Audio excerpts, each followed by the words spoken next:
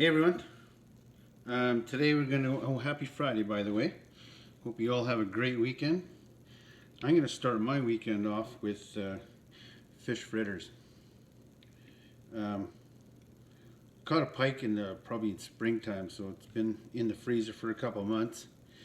What I'm doing with it is I had it outside on the cook stove and I boiled it.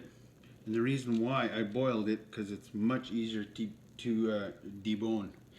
And when you make fritters, you pretty much got to mash it up, like flake it apart and whatever. So it's like that.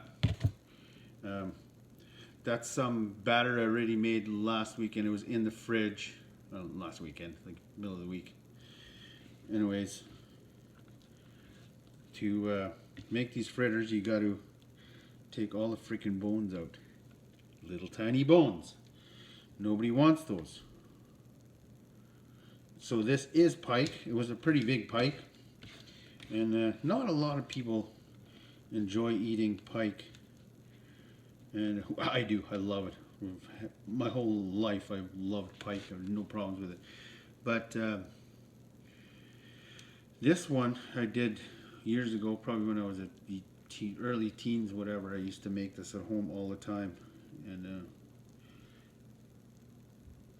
deboning it is quite simple. If you boil it first, I boil it pretty decent sized fill. It's probably about a 5-6 pound pike, so pretty decent bones, and they're big bones, easy to get out.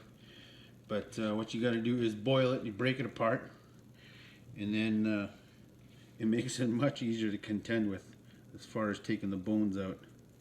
So what you do basically is, after it's boiled, it flakes apart pretty easy. You can put it on a dark board though. Don't use a white board because the bones are white. It's pretty hard to see. If you have a dark cutting board or whatever dark surface that you can actually break it apart. So here's the top fillet. Right, so this would be the top, and there's the belly part. So I mean, that you break off after you take the rib cage out. You break that off. It has absolutely no bones. I actually feed my kids that part of it often, and then I use the top part because I know how to do it. But you break it in half. As you can see, I just broke it in half. Now you can see, look at that, all those bones are sticking out. Grab them with your fingers, pull them out of there. You don't want those motherfuckers in there. Oh, excuse my language. Pretty easy to pull out, so make sure you get them all out of there, because once you bite into one of these little fritters, you really don't want bones in there. I mean, I don't mind. I peel a bone out, that's no problem, but for the weaker wolves, they don't like to have bones in there. They get turned off right away. Like Charlene has a bone in one of these fritters or any piece of meat, she's done. She's no more. And that's too bad. Well, I mean, too bad for her. More meat for me, but yeah, break them apart. Look at that. You just grab these bones, just pull them right out of there. Discard them. And the reason why I say a dark board is sometimes you miss bones. And if you break it apart and you just kind of spread out the meat, look at that. See, there's one that I missed. And it's just so much easier to please your significant other or whoever you're feeding it to. Kids especially. Kids don't really like, they'll swallow them and then into your throat, and then, oh yeah, that's just a bad story. So anyways, spread it out. Have a look. Sometimes there's tiny ones that you can't see. And the bigger the fish, the better, because the bones are bigger, right? So if you've ever eaten a pike before, you know what they are. So what I did is I boiled this, and it was actually, the water was quite like white and whatever.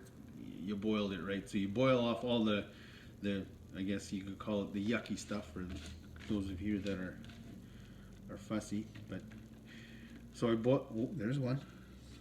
So there you go. So I boiled it and I rinsed it again in cold water. Oh, there it is. See, look at that. And I rinsed it in cold water. It takes care of most of the fishy taste. So what we're gonna do is we're gonna put all this into the bowl that already has the batter in it. We'll get rid of that. So here's all the fish in there, right? Okay, so all I'm gonna do is just mix this into the batter. And the batter actually isn't quite important because I did fry up some of these for Charlene and I a couple of days ago, and the batter actually, you know, when you do battered fillets, you do a loose batter. The pan actually has a whole bunch of dust that falls off, and it gets black and dark, and your oil is all dirty. I boiled that. We probably did about. I did probably about a pound. Oh, and they were just awesome. Loved them. But the oil was clean. In fact, I'm going to reuse that oil again today. But so, you know, I'm going to give you a look at this now. My hands are kind of dirty, but see, look at that. That's just the batter. And there's like probably about, I would say about 4 pounds, or there was 4 pounds before I started. This is the second round on this one. And I wanted to add more fish, so that's why I didn't have enough fish in that first one either. I put too much batter in there or whatever. It was still very good, but it was a lot of batter we were eating. So we decided that we were going to thaw some more fish and put some more in there. And I still have more in the freezer, so if we want to do this again, we can easily do that. So anyways, I'm going to wash my hands. I'm going to shut off the video, and then I'm going to do another video on the frying technique. I'm going to do that outside. I have the oil going there right now, but it's so simple. It's a little bit of work, but it's so simple and incredibly delicious. So I'm going to shut this off now, and we'll take it outside, and we're going to do a video outside in the cooking method. And I'll probably be having a beer and taste testing. So see you in a bit.